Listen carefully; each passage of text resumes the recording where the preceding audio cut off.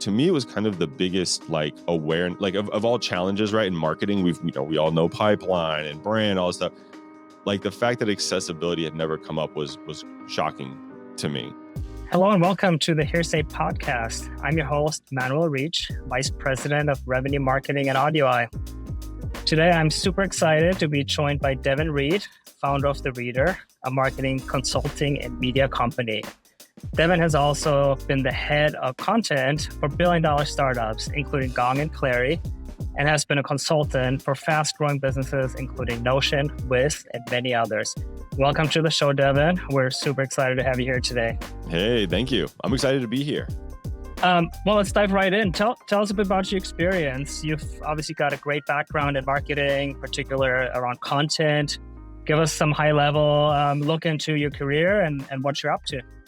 Yeah, absolutely. So I'm one of the few, I guess the dark side depends on your side of the table, but I was on the sales side of the business and then moved to the dark side about 6 years in. So I was in sales for 6 years.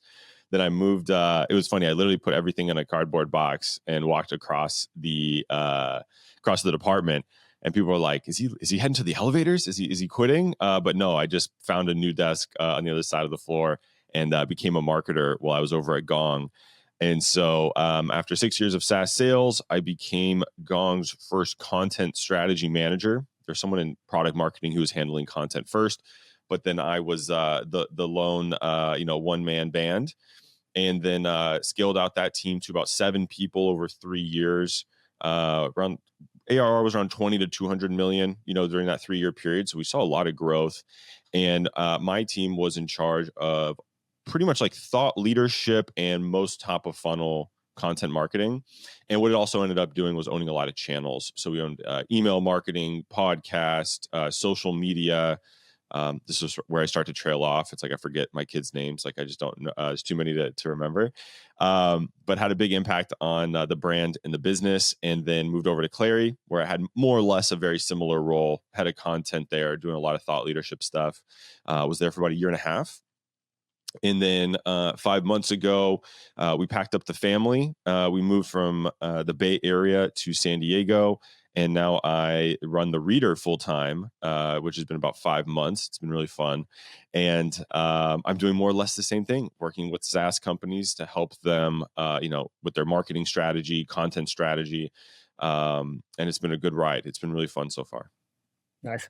Awesome. Thank you. Yeah, great background. And yeah, obviously well known as a content expert on LinkedIn as well. So, love reading your posts and your updates on that.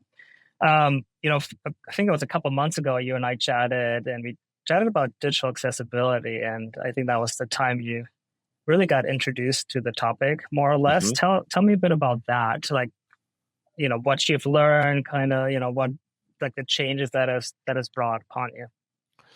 Yeah, it was the first time that digital accessibility had really hit my radar.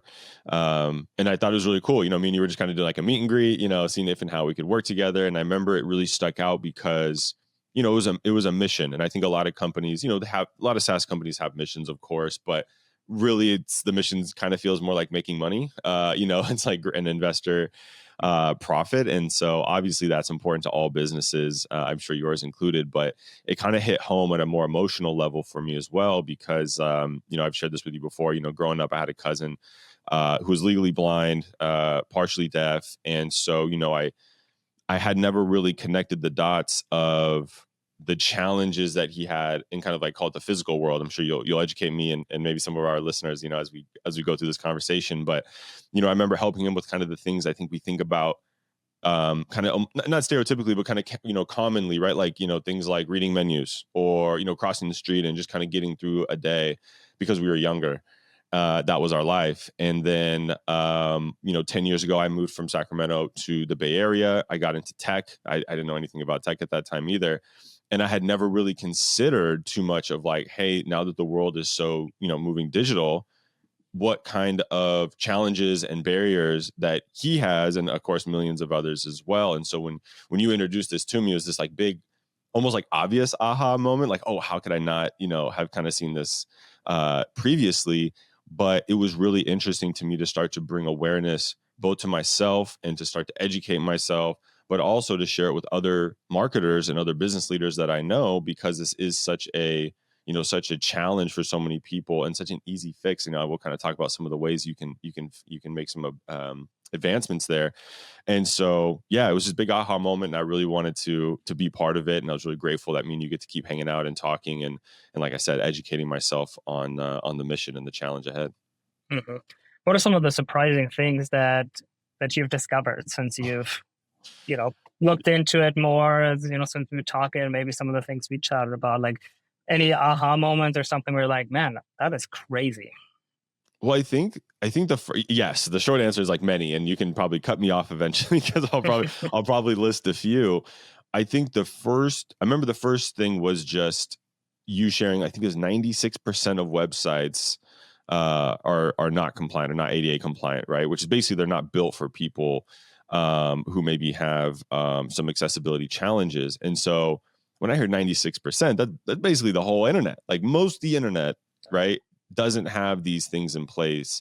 And so that was like the first, like, wow, it's a huge problem. It's like spanning. And then next was really just like, wow, no one in my B2B marketing career has ever said the word accessibility. I've been doing it for 5-6 years, never once heard it. And so to me, it was kind of the biggest like awareness, like of all challenges, right? In marketing, we all know pipeline and brand, all this stuff. Like the fact that accessibility had never come up was shocking to me. And so those were kind of the first things of like, wow, going into my marketing lens, like the problem awareness is so low. So that was shocking. But then what was also interesting is when I started just the first post, when I wrote about the story I just shared and how we're working together, I had a lot of people reach out to me in direct messages, comments, text messages saying, hey, I've actually worked on accessibility projects, or hey, I'm really passionate about this, or hey, I run a podcast on this. Do you want to chat with me? And so it was interesting, like the ecosystem, the community is there, but it just doesn't have a lot of maybe as much light, much light shine on it, much spotlight as it kind of deserves. So it was kind of like you either don't know anything at all, or what the guy on your team shared, your uninformed ignorance, right? That was me, just had no idea. Or you're aware and kind of deep into it, and you're really passionate about it, and you're making moves to, again, help. So it's kind of interesting, that kind of like polarity that exists based on that problem awareness. Yeah, 100%. I mean, in my almost 20-year career in B2B SaaS marketing, right, for some pretty decent sized companies as well, like accessibility never really came up. And a year and a half ago when I joined AudioEye, my eyes were open, right? When you look at some of the stats of like 1 in 4, individuals in the United States have some type of disability that could prevent them from using a website or searching certain features on a website, and you look at that and you're like, oh, that's up to 25% of my audience that comes to my website might not be able to, interact with my website, like I'm losing them pretty much right out of the gate. Like that's pretty, crazy to look at that, and then you look at some other benefits, that just the accessibility brings to websites that, I think are some of the benefits we all look at as marketers, better organized website, better usable website. So it's not just for people with disabilities, right? It actually makes your website just better to use for anybody, so. Yeah. Which is also kind of surprising because I've been a part, I'm sure you have, 20 years, you've been doing it much longer than I have. Like how many website projects have you been a part of, right? And like how many, like what are the reasons? It's always like the messaging's old, so it's like kind of like a brand thing, or like it just doesn't look and feel the way we want. It's mostly about performance, right? Increased conversion rates, improve SEO, all those things. Like that's top of mind. Yeah. So those are the things that we've heard a million times. And accessibility is a lever you can pull, aside from like it's the right thing to do and you should do it for those 25% of people in America.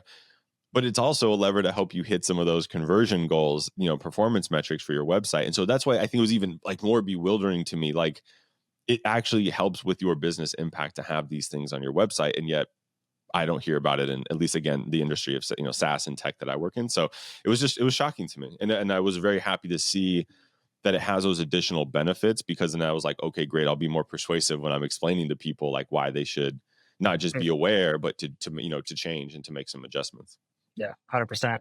I look back at, some of the projects I've worked on when it comes to websites and not just website, but like conversion rate optimization, right? And we're spending crazy amounts of time and money, trying to squeeze out another 0.5% in conversion rate, right? Yet you're, might be ignoring a lot more of your audience that's coming to the website that, you could convert that aren't converting right now.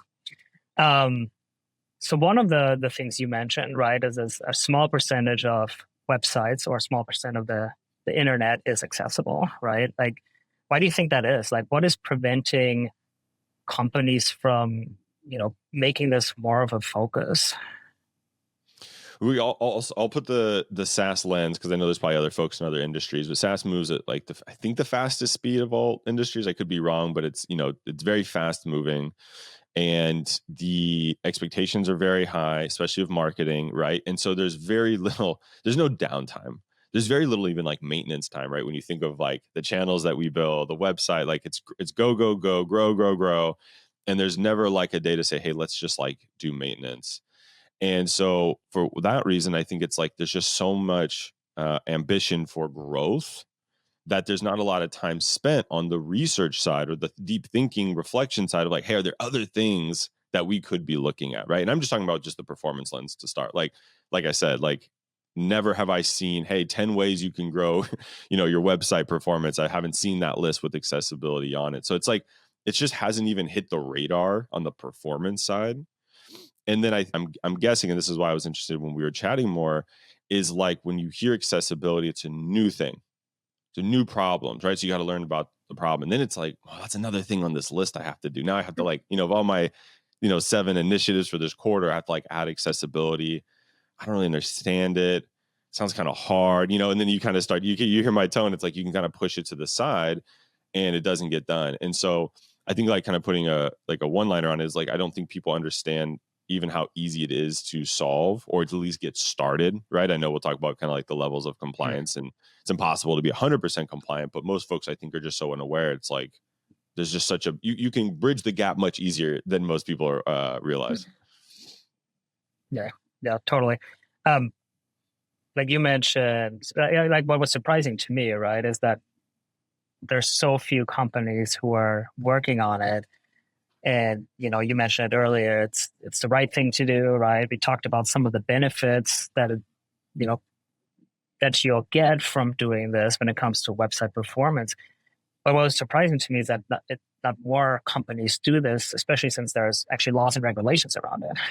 That was another shocking thing. Yeah. Right? Like, there's plenty of, ADA, there's Section 508, the European Accessibility Act. This is, I think, going into effect, I think it's next year, and it's like, even with that, not enough companies are making this a priority. That to me was very surprising. That was that's what I was like, I tried to resist listing all the surprises earlier when you asked, because it was like every time I, because me and you've talked a few times offline, it was like every time you answer a question, I have 3 more questions. Right. And so I'm like, okay, the sales guy in me is like, how am I going to influence people to take this seriously and like, tap into like, some of their interests and, self-interest to do this. And, it was just interesting to find out, like, not only is it the right thing to do, not only does it help your performance, but you can actually get sued for this. Like, there's legal implications for not taking this seriously. And I was candidly grateful for it, because I know that's going to be a great motivator for people to do it. Hopefully that's not the way they find out. I would rather them hear this podcast or some other way of educating themselves. But I'm grateful, honestly, that there is some penalty for this, because it's not to shame anyone, but it's like, how else would we ensure change unless there is some sort of kind of consequence. Yeah. What do you think, like, if people become aware of this, so what do you think companies can do to start this, right? To get involved into this and to make it a priority for them. Like you mentioned earlier, it's just not, it's something else to learn. It's, not always the priority, but with the impact that it can have, with the legal implications, it's the right thing to do. Like, what do you think, like, when it comes to the involvement of companies and how they can get started with digital accessibility? Yeah, Yeah. My first thought was like, I hope they have some sort of like internal values or cultures around inclusion. I think that's going to be the easiest way. I know some folks might hear and say, "Hey, performance," and that's good enough too, right? Whatever reason, whether you're don't want the lawsuit, you want the performance, or you have that culture and a belief in inclusion, whatever it is, I'm happy. Obviously, I'd like that last one the most. But I think the first thing is like, if you really are taking inclusion seriously for your brand and your company, this should be something on your radar for sure. Having said that, again, I've been that, I've been at companies where we're all about inclusion. I've been a driver of that and just not known this to be, one of those things we can do. But the next one is more tactical, which is something you shared with me where I was like, how is there just not a checklist out there for content marketers, website, whoever owns the website in a B2B company, myself now as an entrepreneur, we'll talk about the project that we're going to kick off. And so my thought was like, there should be a checklist, a check and balance, just like when you're, launching your website, it should be on that list as part of your QA process, or maybe before that, probably actually, but it needs to be in there that, okay, great, we've got the brand colors, design, copy, everything. When we're heading to development, do we have an accessibility lens on this? Are we taking that into account? And you shared the checklist that AudioEye had created. And it was interesting because there's new things on there. Like, that's okay. That's good to know. Didn't know that.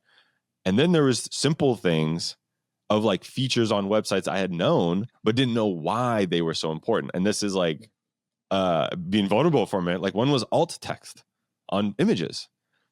For my whole career, I was like, I don't know. It's just another, there's so many features on that panel when you're, launching a web page or a newsletter or something. And I was like, alt text. I was like, I don't know what that is. I skipped it for years. And then as a couple of weeks ago, because of, what you guys have educated me on, I realized, and this is actually really cool because I use Kit. I'll give them a shout out for this because I use them for my newsletter. And they're the only one I've seen that on the right, when you upload an image, it says alt text, but it tells you this is helpful for people with screen readers. And I'd never seen that before. And I won't name other companies, but I'm not trying to shame anyone, but I've never seen that additional context. Right. And so that's one thing that I've started doing with my newsletter. Every time I upload an image, I make sure I go over there.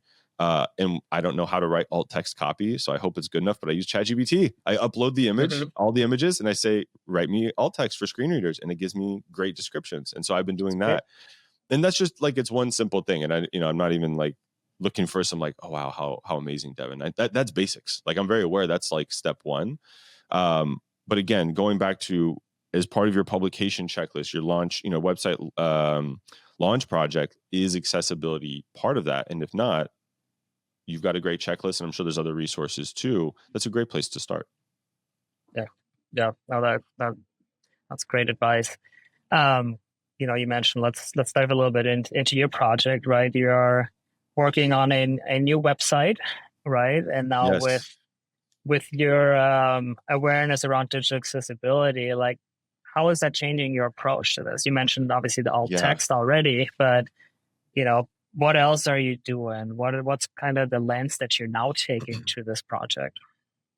So the first thing is on that checklist, just to make it for everyone's, like, I think there's a few things on that. I don't know, 15-ish things. I can't remember. My goal is like one thing a week, right? Alt text is easy. It took me 5 extra minutes. It's not a big deal. So now I'm looking at, okay, this week, what am I going to do? So, it's almost like building new habits, right? It's like, instead of saying, great, I'm going to do 20 accessibility things as an entrepreneur, maybe a lot, right? But some things might slip. So I'm making it a habitual, which I think is really important. It's not just a one and done. I heard this podcast, I did the checklist once, but like really making a habit. So I'm doing that. The other thing is our education together came at a perfect time, because I was probably at the time about 3/4 done with the website project.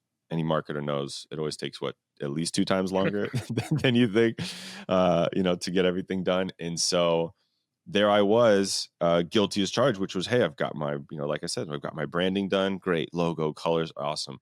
The website strategy, the mapping, the copy, great. And I was waiting. I'm waiting for my design and developers to do their thing. Didn't have accessibility on there at all. And so what we're going to do, and I had nowhere to start, actually. I didn't even know what I was like, I have no idea where to start. And so you explained, what AudioEye does. And so I'm really excited for this. So, there's levels to it, and you can fill in the blanks, because I'm still obviously learning. Is one is like, AudioEye has automation. So we're going to launch the website will go live, hopefully next week at time of recording.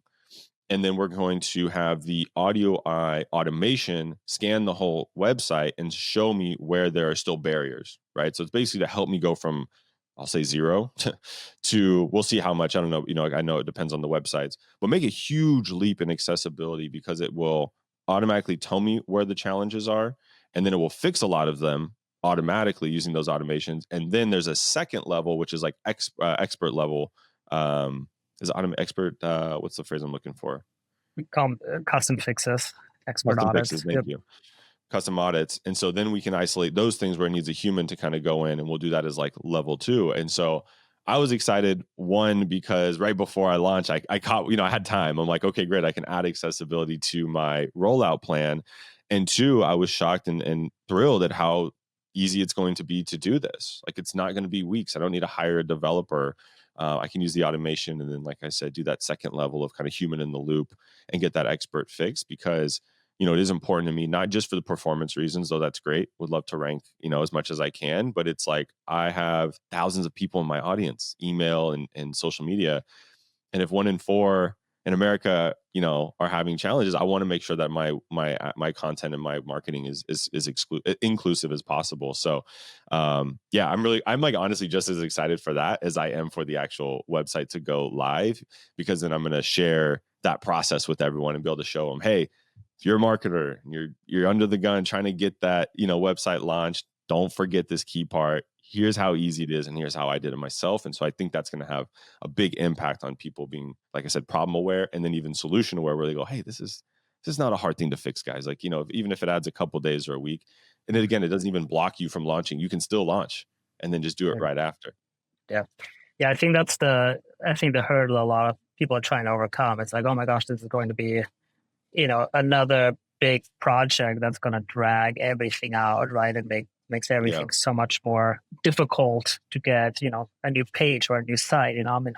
Hopefully most people don't launch a new website, too often, but, even just adding pages and building out your pages on your website, right? Like, it's not that big of a hurdle, right? You just need to get started. Automation can, get you started. It's not the end all, because automation doesn't detect everything and can't fix everything. You mentioned alt text. Obviously, a software doesn't really detect, what the subjective type thing. Trying to figure out what is meant, with a copy or things like that. And that's where really, testers come in. And for example, we use people with disabilities who are actually using screen readers and any other, accessibility, helps that they use to identify that. And that really is what gets you much closer to accessibility and true accessibility than just using automation or obviously doing nothing. But it'll be a great journey to kind of see you going through that and, documenting that as well, and seeing how easy it is to really get started. And then, showing that impact as well once you have your site launched. Well, I'm excited too. And I'll ask again, but I'm excited to see, like, it's a real live like test, right? Like, I've done research, I've Googled, I've done ChatGPT, I'm listening and consuming things, but like, it's the real litmus test to put on your own website, that I just launched, and say, like, what are the barriers that exist that no pun intended, I'm not sure, but like, I don't see, or I don't notice, right? Or I don't experience. And so I'm curious. I know screen readers is one. Alt text, I don't know. People might be listening saying, I had no idea. Maybe it's obvious. Are there, Manuel, are there other like, I don't know, like kind of like top barriers that you've noticed from folks who are going, hey, we had like, in my position, like, hey, I had no idea. Our website's probably, 2% compliant, 9%. Are there some like common barriers that maybe you see via that automation or just chatting with other marketing leaders? Well, I mean, you kind of look at it from the perspective of the user, right? And there's obviously a variety of disabilities that, it starts out with just, there's quite a few people who are colorblind, right? And not having the right contrast in your colors on the website. Like, that in itself, could prevent somebody from using your website, and seeing the right things. Like, I I saw an image yesterday, and I'm not colorblind. I saw an image on a website yesterday, and I can't remember what the colors were, but I had a hard time reading it because the colors were not great for clear reading, right? And as I get older too, that obviously it gets worse and worse. But there's obviously a bunch of people who are blind, and like, so think of every disability, and there's ways to make sure your website is set up in a way that it works with those assistive technologies that those people are using, right? And I think that's really what it comes down to. And that's why it's hard to do this on your own as well, because it's it's hard to account for everything, right? And that's where also where AudioEye or service like this comes in place, because we've done this, we know this. We have people with disabilities who are working at AudioEye who test this and audit websites and really understand if a website is working well or not. Mm-hmm. Yeah. That's interesting. The other thing that was interesting that you, you and Maxwell, someone from your team were chatting about, like, me, I'm like, okay, compliant. You mentioned the word compliance. I want to be compliant. So I'm imagining like a finish line, right? A stamp of approval, whether it comes from AudioEye or someone else. And so I'd love to chat to you a little bit about that. I say 0% or 9%, almost jokingly, but that's just me saying, I've got a website and I've never done anything, and to be more accessible. So that's kind of for listeners, that's what I mean. Can you share kind of what you were explaining to me about kind of like the, I don't know, maybe an arc, maybe you consider an arc, or I don't know how you kind of think through visually of like the stages and the journey of being compliant, or a compliance journey rather, because you're saying a couple of things are interesting. One is it's impossible to be 100% compliant, which I thought that's kind of interesting, kind of eyebrow raising, right? It's like, that's an interesting. And the other thing you'd shared was like the importance of having some sort of always on technology, not because you're launching a new website every day, but because you might be changing pages every week, adding pages once a month. So I'm curious if you can kind of share a little bit more of kind of like how you view, going from, we'll say nothing to something, and I'll let you fill in some of the blanks there. Yeah, like you said, I think, most web accessibility guidelines, and they're based on the Web and Content Accessibility Guides, WCAG guidelines, and it's not a one-time achievement, like you just said. Your website changes, all the time. So there's nothing where you could say I'm fully compliant, right? But you can work towards that, and doing something is better than doing nothing, like with everything. Sure. And nobody can guarantee 100% compliance, but I think a lot of companies or a lot of people also think, oh, I'm gonna do automation, I'm gonna be fully compliant as long as I run automation. But that's not the case. Like we've already talked about, automation can't find everything, it can't fix everything, right? That's where kind of the custom side comes to the expert side that we do as well. But you can work towards it, right? And it's definitely an ongoing project. It's not something that's done. And, the combination, I think, of automation and kind of the expert side of things is the automation allows you to scale, right? Like, let's just say you have a website with 1,000 pages. It's hard to obviously work through 1,000 pages to make them accessible, right? But it's where the automation at least can bring some of that scalability in.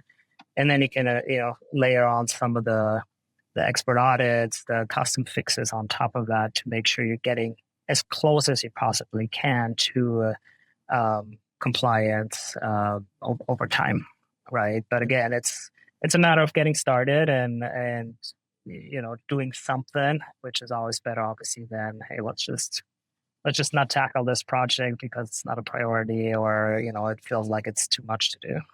Yeah. I think that's like one big not a reason that I love this so much, but it's like an additional like layer of like, it's just not that hard. And I think too is like when you haven't considered it at all, what AudioEye can do with just and then there's more to it, but just the automation, the automatic fixes, like that's such a gain, and it's so simple to do. That's where I'm like, I really get excited about it, because it's like the barrier to entry, so to speak, is very low, and much lower, I think, than, like you said, people anticipate when they first hear about this.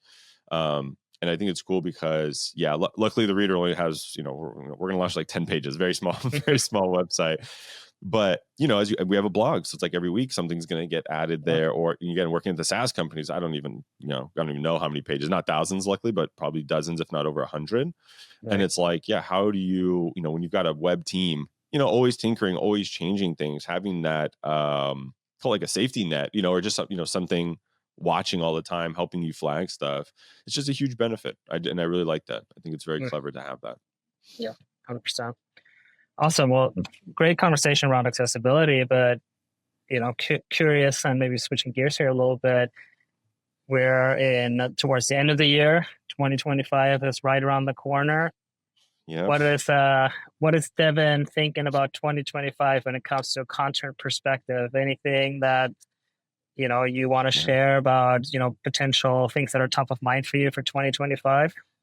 Sure. So, well, I practice everything I preach. So I'll tell you what I'm doing, and then therefore telling other marketing leaders to do as well. So, I shared I set up shop 5 months ago. So the reader, for context, had been my side hustle for a while, very passively. And so the first 5 months were, setting up shop. So, hey, what is my consulting offer going to be? How many clients? I've got other brand partnerships as well. So it's kind of setting up that kind of like, making sure those kids downstairs have like, food and can go to school, making money. The next year though, and I believe, and I've been doing this my whole career, but I'm really focusing on the reader, is audience growth. Audience growth is huge. And so it's both on the social media side, which is rented audience or borrowed audience, depending on the phrasing you like. And the most valuable thing is an email audience. And I know it's kind of a little bit old school because there's some like frowned upon, frowns against like gated content or gated offers. I let them be naysayers. That's okay. They can disagree with me. But I'm telling, and so I'm sharing the number one initiative for the reader is audience growth. Both LinkedIn and emails where I play, and I'll start to launch and really grow Instagram. TikTok gets like the same content as Instagram because who knows if TikTok will be here next month. It's always on the table. But what's been shocking the last 5 months is none of the marketing leaders I talk to have an audience growth strategy in place. And it's really interesting that they don't have them, of their top 10 marketing metrics, audience growth is on any channel is not one of them. And so that's what I'm preaching. So I'm doing it. And then I'm preaching that because and I've experienced this at Gong and at Clary, is when you have an audience, and at Gong, we grew our LinkedIn audience to over 200,000. I think the email was around 100,000. And when you launch a new asset, an event, a checklist, a new product, a feature, there are thousands of people anticipating and waiting and wanting to hear from you. Versus when you don't have that, or a much, much smaller audience, right? It's very tough to, get the word out and start to build that word of mouth and build demand. And so everything is easier when you have an audience. The challenge, and I hear this all the time, it's really hard. That's really hard to do, Devin. That's a really hard thing to do. And I say, yes, absolutely. It's super hard. But, it's kind of like do the hard work and you get the larger return, right? Versus, nothing against paid ads. Paid ads have their place. But a lot of companies just saying, oh, we're just, pouring money into paid ads, targeting, or, and there's other marketing initiatives and projects and ways of growth that are still valid. But I've just experienced the kind of unfair advantage that it has, and it has a compounding advantage, right? When you're month after month, year after year, you're building this audience and you're building that relationship. All those people turn from followers into clients, and clients into raving fans. And those people are sharing, again, sharing your content, talking about your product, helping you grow. And so I think that is like the way to grow, especially in 2025 and the way the world's going with the attention economy. So aside from the accessibility conversation, if there's one thing from what I just said, it's like focus on one audience, at least one audience next year, and make that a key initiative for at least someone on your marketing team. Yes, that's great. Great advice.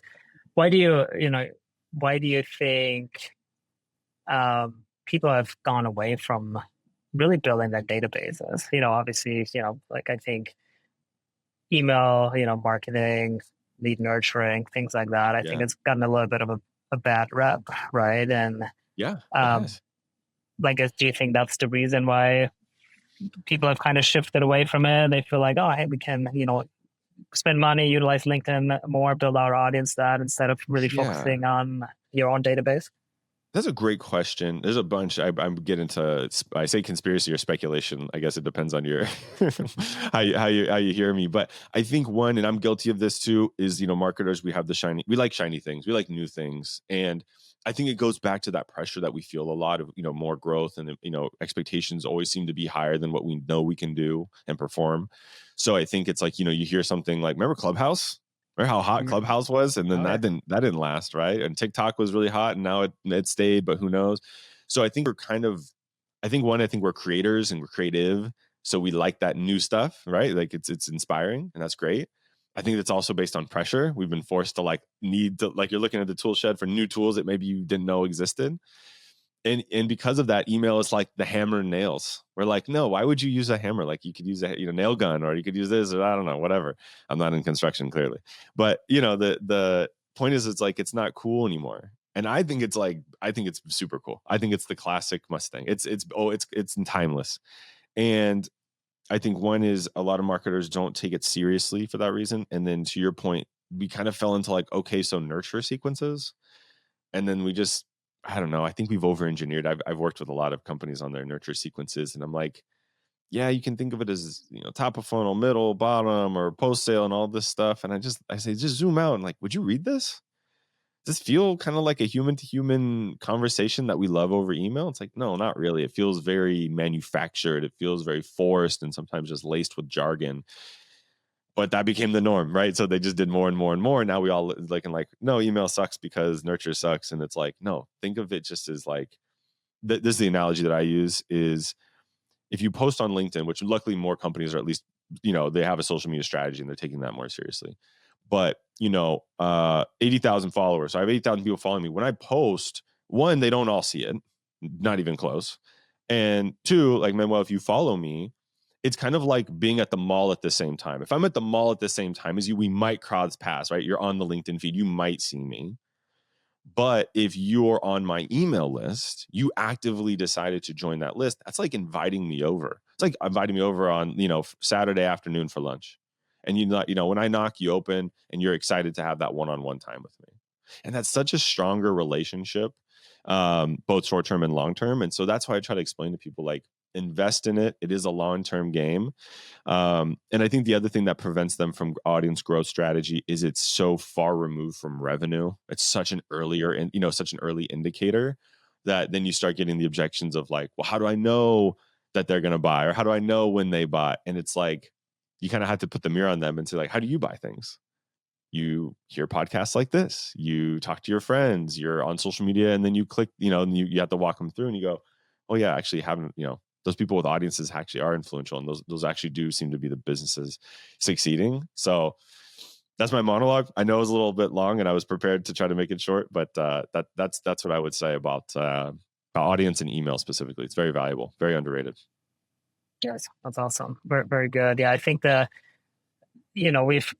think as marketers have definitely swung the pendulum a little bit too much into, LinkedIn, paid search, all of those things that have a more immediate result and can be tracked, fairly easily. Right. And, audience building definitely is more of a long term, right? But I totally agree that's super important is, especially with, if you're heavy, let's just say you're heavy paid search, right, to get all your business from, things change. Your competitors can, spend a lot more money on it, right? And that decreases your share there. And, even on LinkedIn, we know how the LinkedIn algorithms every now and then, have made a few changes and, have impacted how your posts are showing and things like that. But, if you build your audience, you are in control of that much more and are able to really build I think a much closer relationship with that audience than you can anywhere else. Yeah. And that's why I say it can't be, it can't be bought, and that's why SEO and other search, it's like if a competitor has more budget, larger budget than you, they can basically buy it out and make it very, very hard or very expensive, right, for you to do. And it becomes kind of prohibitive.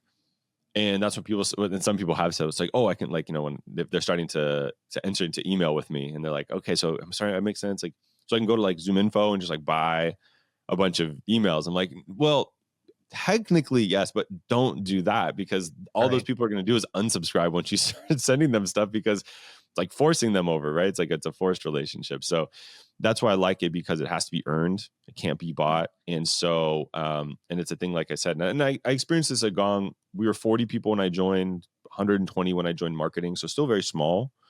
And, you know, you look at the, you know, some of the competitors have bigger budgets. And so it's like, how do you compete? We chose the organic route, right? And it worked, because it took, you know, again, you hit that compounding effect. By the time people notice, and your competitors really notice, they're too very far behind, right? And it's very hard to catch up in the organic game. It's possible, but it's very hard. So yeah, that's why I'm big on it. But again, the biggest thing is like, okay, can you commit to the long game? And can you commit to the long game when you don't know exactly when the payoff will be or how big it will be, and just believe in it? So it takes a little bit of a leap of faith. But arguably all marketing takes a little bit of faith. Yeah, 100%. Well, Devin, I appreciate it. You know, I'm excited to work with you over the next few weeks to get AudioEye on your new website. I'm excited to see your new website go live as well. And I'm sure a lot of people that are watching this and are following you are looking forward to that. But yeah, appreciate you joining us on HearSay today. Absolutely. Thanks for having me. I enjoyed it, as always. Awesome. Well, for the rest of our audience, thank you for joining us on HearSay. We'll see you next time. HearSay is produced by Sojin, Mike Barton, Mariella, Paulino, and Missy, Jensen. Edited by Alex Dorrier. Special thanks to Maxwell, Jensen, and Manuel Rietzsch. If you enjoyed this podcast and don't want to miss future episodes, subscribe to our YouTube channel. Thanks for joining us. We'll see you next time.